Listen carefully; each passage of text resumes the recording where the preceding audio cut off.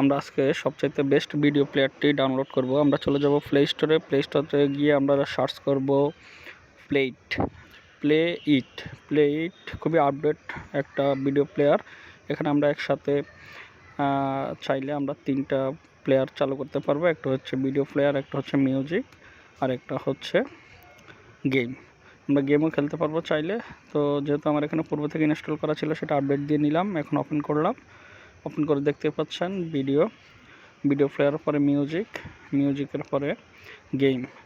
আপনারা আপনাদের পছন্দনীয় এই প্লেয়ারে সব কিছু চালাতে পারবেন।